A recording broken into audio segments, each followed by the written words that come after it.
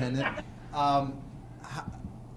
How have the last few days have been for you? I know there was a report about an agreement last night with the pitcher. I don't know if you can comment on that or not, but how have things been going in terms of filling out the rest of your roster?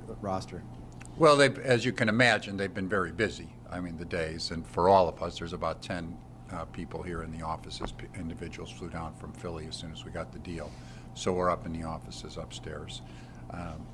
We've been going from early in the morning till I'd say 10, 11 o'clock at night on a consistent basis. I just was talking to Chris and asked me where we had dinner, and I said upstairs. So that's where we've had it the last 3 days, and that's pretty much what we'll probably have it the next few days too. Everybody's been extremely busy. We've had conversations, I would say, with every club in baseball. We've talked to every agent that we possibly could. We've expressed interest. We've made progress on some things, not to the point where we have any comments on individual players at this time. But it's been productive, but we still have other work to do. Has it been as crazy as people on the outside have thought it might be? I mean, in terms of just. Yes, it has been. It has been like that. I mean, it's haven't been through many winter meetings, for example, where it's really even more than that. It would remind me, and I don't know that anybody's old enough to remember the old winter meetings when there was a trade deadline at basically the last Friday of the winter meetings, and it was just nonstop from early in the morning till late at night, and that's how this has been the last 3 days. But it's been exhilarating, it's exciting, we're happy to be getting back, but it has been very, very busy, yes. How much of the early part was checking in on your own guys, getting a feel for where your own guys are, and based off that, is everyone healthy coming to camp? What's your understanding of that right now? Sure. Well, basically, so what we had done, and of course this was that you could see that when the commissioner's office, when they made the official announcement, it was go, right? I mean, there wasn't, you've got 3 days to start planning. So our own anticipation at that time was that that's what would take place without any knowledge. So what I have done and others had done was basically be prepared when the bell rang to do everything. And I wish I had brought my sheet down here. I don't have it. But basically had a legal pad filled up with just one item after another that we needed to cover as an organization. And part of it was, one of the things that we did was how we were going to contact our own players immediately. So beginning, Thursday night that the deal was made. So Thursday, as soon as it was over, I called down to Paul Buchheit from a training perspective, talked to Joe and to Rob Thompson, and they start contacting our players immediately with a combination of coach and trainer at that time, so we could ask them exactly where they stood. They had already decided, because we had spent the time, who was going to call who, and so they knew as soon as they got the okay that they just start making phone calls to all the players.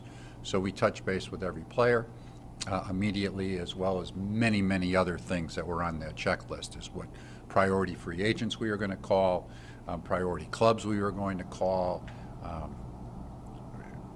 Of course, there's contract information. There's a lot of things in the background, getting to know rules. And so we touched base with everybody basically that first night. And almost, first of all, I think from a camp perspective, it's been pretty split from people coming in Friday, Saturday, and today. So what we had physicals were Saturday, Sunday, Monday.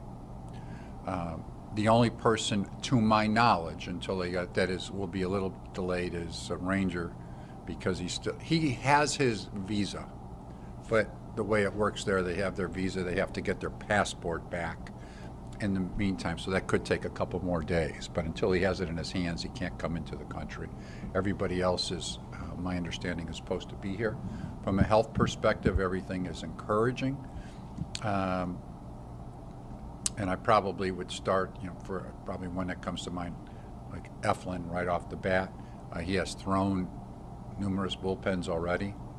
He feels good. He has not moved around the mound fielding his position yet, but we are getting close to even being able to do that. So the anticipation is very encouraging about him being ready for the season to start. Trying to think who else would fall into the question of category of health, but Hoskins is doing great. He's doing fine. He's participating, doing well. Is anyone behind, to your knowledge, any of the pitchers? Well, there will be some pitchers behind as they come in, and really the reason becomes, when you think about it, that they didn't know when the season was going to start. So until they get here, I know Gibson's here. He's ready to go. Nola's here, ready to go. Suarez was throwing, took some time off, start throwing again. We'll see where he is. He'll be a little behind. Would he be ready for the season? I think so. I just told you about Eflin. One guy that's a little behind is Wheeler. And really in Wheeler's situation, the number of innings that he threw last year, he was taking it very easy. He's here. He's not off the mound yet, but he's ready to get off the mound here very soon. So he may be a little behind, I'd say that. Hopefully still ready for the beginning of the season, I would think. Is that simply workload related, or is there an injury that was nagging him in the offseason? No, really more of a situation where it's just for him, he was slow. And apparently, and of course I haven't had this with him before, he is always slow to get ready for the season. That's just how he is. He doesn't throw much before he gets here off the mound. I haven't seen him personally, but the medical reports on him is that everything's fine from a health perspective. He'll just be in a position where he's a little bit behind as far as getting on the mound. Normally, this is Joe's announcement. Normally, you would expect Zach Lear will be your opening day starter based upon what he's done. I can't tell you he's at that point where he'll be ready. Now, could he be in the rotation the first time through? Yeah, he could be, that type of thing. As far as my knowledge with the bullpen guys that we have so far, I've not seen Knable yet, but my understanding they're all pretty much on target to be ready to go. Dave, I was wondering, during the negotiations, how closely maybe that you personally paid attention to the tax. And back in the fall, you said you had a budget, you didn't feel restricted with it. That was your word. You didn't really go into specifics, but you said didn't feel restricted. Has your budget grown with the new threshold? And maybe can you do more to improve the club this winter with that new threshold? Will you maybe look to spend right to the threshold? Well, first of all, I followed very closely not only the threshold, that was not, just the whole negotiations with the hope that we'd be getting back soon, whenever that was. So but really when I say that, people would often ask me, where do we stand, what's taking place? And I'd say, well, I'm reading the newspaper just like you are, so that's really where our information, we only occasionally had updates from the commissioner's office. Only a couple of them really, and they were more later, so it was really, so I followed that very closely. As far as CBT, I would say that we have ownership that's absolutely fantastic. They want to win, they're very supportive. And I take the fifth on what our budget will be because I have never found that that's very helpful to disclose to other people because I don't want to be able to tip my hands on what we are or not going to do. But I would say that they are, I do not feel restricted at all either. Are you, with the news of the new threshold, can you be more aggressive than maybe you could have been when you were sitting there doing your off-season plan in November? I guess I'd just be elusive as I really don't want to tip my hand on what we're going to do. I think that's probably the same answer. But I do feel that ownership's been great in that regard. I think that's the best way for me. And again, I do not feel restricted in anything that we're going to do. And I hate to be so elusive, but I just find at this time usually it's not good for me to tell people what my budget is, because other clubs will, because I know everybody reads you, so all the clubs do. So we'll be in a position where I don't want to tip my hands at this point. With Ranger situation, and now with, you're talking about Wheeler, I mean, Wheeler could be back, or could be ready quickly, but, I mean, is there any more priority to get maybe some back-end starting pitching out there, bring in some more back-end? Well, it wouldn't be due to that, because we feel comfortable that they'll be ready. We also, we've been able to address some of our concerns for starting pitch in depth, we think internally. I mean, we had Falter that we felt comfortable with last year. We picked up Nelson. We have Christopher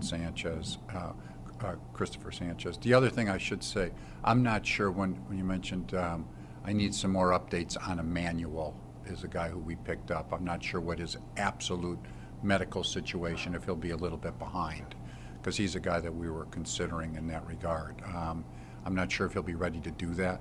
But I would say we feel very comfortable with that group of individuals, but we'll always look for people. But I don't feel, because of those, our starting pitchers situation, a concern. I mean, I think really my concern more so would be, which will probably be the same concern that every club would have, the ability to properly build your guys up to go a lot of innings. And the one thing we've emphasized from the very beginning, our first conversation, starting Thursday night through now, the one thing we don't want to do is rush our guys. I'd rather them pitch shorter innings in the beginning and us have to fill those innings in otherwise than I would stretch our starters out and then potentially hurt them. Because, I mean, as you can just see, I mean, there's only 3 weeks of spring training games. They have talked to us about the potential, although they have not made any decision of this, of expanding the 26-man roster for the beginning of the season for that very reason, because they just realize, I mean, if you just take your normal, and normally you think, but from a pitcher's perspective and depending on who you are, it could be different, because I know guys are throwing and doing all that, but some guys don't want to dial it up till they know they're ready to go. And how many, I mean, I'm sure they're just like others. There were times during the negotiations you're thinking like, okay, I'm ready to go. Whoop, kind of gets pulled back. So I can understand from their perspective. Of course, we couldn't have contact with them at that point. But that's more my concern, that some guys might only be able to go 4 or 5 innings, even if they're properly being stretched out and healthy. You're going to have to come up with more innings early in the season than you normally would. Just to follow up on Ranger, do you expect him like in a matter of 2, 3, 4 days? Do I expect him? Yes. Okay. But I also, when I say that, I've dealt with these experiences before, and I have been in a position where sometimes it takes longer just due to circumstances. But I do know that he has his visa, but there they take your passport from you at that time, and then they get it back to you. So we're expecting that he gets that passport back at any time. When he does, then he can proceed to the States. I'm keeping my fingers crossed it's within the next day or two. If rosters were to expand, how do you have any thoughts about how you guys would use that extra spot, or is it too early to? It's too. We haven't even discussed it. I'm sure if it was expanded, we would need pitching. I mean, that is the reason it would be expanded. I'm not as worried about the positional players. Some of them may take a little longer, but I think 3 weeks of at-bats for positional players, assuming they're not hurt and nothing else comes up or they're slowed down, is enough for them to get ready. But I do, I would think most of that, without having real thorough discussions, the reason the rosters would expand and how we would take advantage of it would be to have more pitching. And you mentioned talking to all 30 clubs. I'm curious if there are any prospects right now that you consider not movable, guys that are just completely off the table? Yeah, there are. I wouldn't tell you who they are, but sure. I mean, there's some people that we prefer not to move. Yeah, I think that I think our system continues to grow. I really like one advantage of unfortunate situation. I mean, we've been down here since the beginning of February and really have been involved with watching our young players play during the mini camp and the start of their spring training.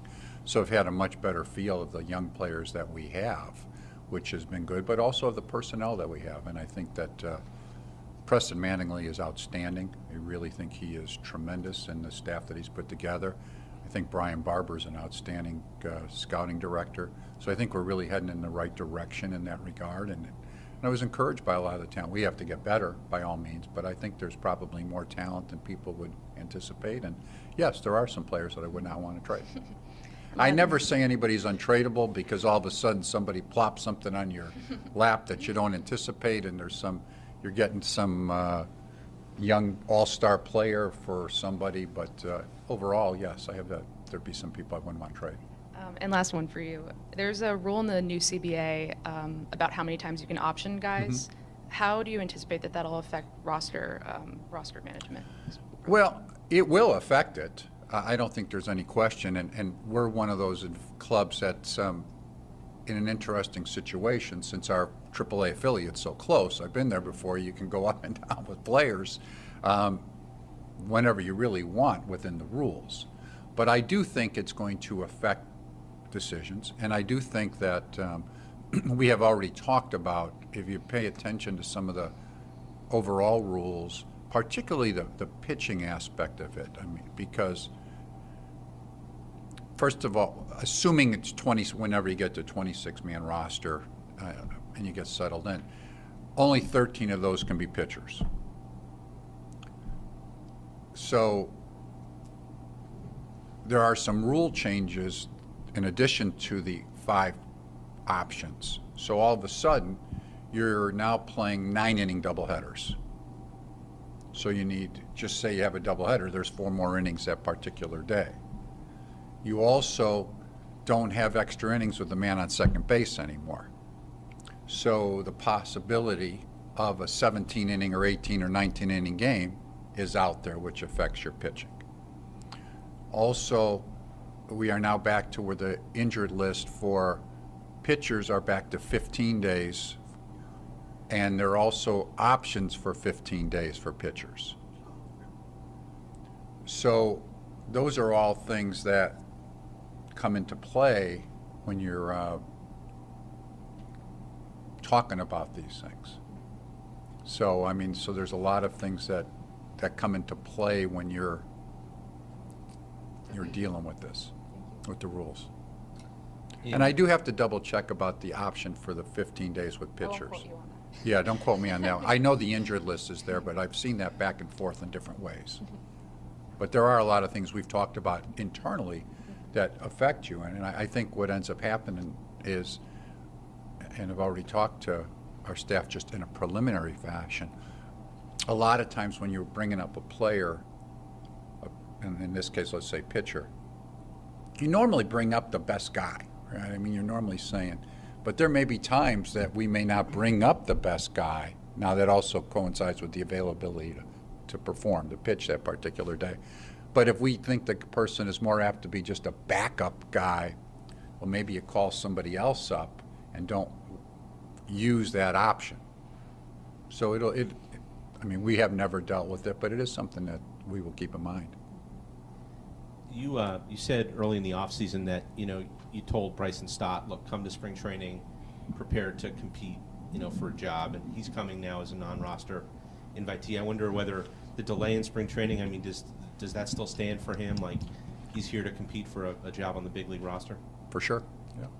I mean, I would say, too, for him, one advantage compared to others, he's been playing for a month. I mean, he's been, when I say playing, he's been on the field for a month. We haven't played many games, but only played 1 game. But yes, I mean, for young players like that, I think it's an advantage in some ways because they have been playing. He falls into the rules that could play. I will go back in my memory lane, which, again, most people did not have that as experience.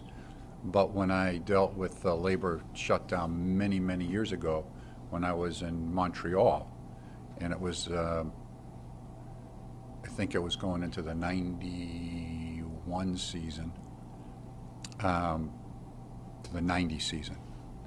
Let's see, from 90 to 90. We were all of a sudden in a position where we had young players that were playing that came to camp, and a lot of them made our club. because they were ready to play. Now, they were good players. I mean, I'm talking about guys like DeShields and Grissom and those type of guys. But they came on minors, and all of a sudden, boom, they took off, and our record that year was better than the year before when we had veteran players because the young players were ready to go. And you also have to, I mean, just little things, and I'll be curious myself, you know, starting pitchers take a while sometimes to get their real sharp stuff, you know, even the bullpen guys, but to get their sharp stuff. So some pitchers may not be quite as sharp as they normally would be early in the season as they normally are. Well, sometimes that'll be an advantage for a young guy that can handle that type of stuff right off the bat. I don't know, but it's a possibility. Has there been discussion yet about, especially if you end up with a couple of an extra guy or two on the roster for opening day, maybe go into like a 6-man rotation at the beginning just to kind of ease that that workload early on for some guys? We have not even discussed that yet. Not to say that we won't, but we have not discussed that yet. And our schedule has changed because at first, our old schedule, we had a bunch of off days early. Now we don't. We play a bunch of days early in the season. But we have not even sat down and discussed that yet. And also just, you know, in picking things back up again, would you say that you're kind of like, you kind of picked up where you left off on December 1st with some of these, you know, with some of the free agents you were talking to and teams you were talking to, or over the course of, you know, 99 days, you know, did you kind of shift a little bit and sort of change the strategy a little bit? Well, I would say, and I mean both ways. I mean, some people we picked up right where we left off with conversation. We didn't have a lot of in-depth trade talks beforehand, so I really didn't have many of those, but you still had a pulse of what clubs were looking to acquire or looking to move because, and of course we knew the free agents, because we had the general managers meetings already, and that's where you get a lot of that information. But we've also wanted to touch base with all those clubs and verify that information. It's not, and when I say we've talked to all those clubs, it's not necessarily me talking to everyone. It's between everybody in the office, and then we get together and discuss that information. Free agency, I would say be mixed as far as what we're doing. What's your read on the left field market? And with the new rules, are you more or less willing to surrender a draft pick knowing that that may not be a thing moving forward? Well, there are a lot of bats that are available for left field. I mean, it is one area that is out there between free agents and potential even trade perspectives. You know, ideally, I don't want to give up a draft choice. I can't say we would not for sure, but ideally, I would not want to do that. And just to be clear, your stated preference before the lockout was that you need to acquire 2 starting outfielders. Is that still something you need to accomplish here in the coming days? Well, when I say that, the answer to that is yes, but we need center field and left field to be. But we had also have always contemplated we could have a platoon in one of those. We do like Matt Vierling as being part of our group of players for us. So with Harpin and Wright, and then you got Vierling, then you may not look for, per se, 2 full-time guys. Somebody could be a platoon person, too. And also before the lockout, you had mentioned that you would envision yourself not committing the designated hitter spot to one player. Is that also still where you stand? That is. When we've talked about it, the way we set up as a club, I think that it makes sense to just leave that because we have so many guys that we can rotate into the DH, get them off their feet, and that it's better than just going out and signing a DH, somebody that we would think that would be their 100, that couldn't play another position. So yes, that's what we prefer. And you can even start off, I mean, for us, we're different. I mean, we have one of our best offensive players is our catcher, right? I mean, so when now it's an advantage for us. Now, I know you take the risk if you DH him and you have an injury, you'll lose your DH, but the odds of that are not real strong. That it allows you to keep JT's bat in the lineup when he's not catching, and you can give him some more rest. So that's an advantage for us right off the bat. And then you get Harp off his feet for 20 to 30 games, and you've got Hoskins can move over there. So, yeah, I will handle it more like that. Do you sense your pursuit of outfield help could go like to the end of the month, or is this stuff going to move as fast as a lot of people think it might? I don't know. I mean, really, I could it? I guess. Is that preferable? No. I mean, by all means. But I can't say that. I mean, ideally, I'd like to have the club set up as soon as possible.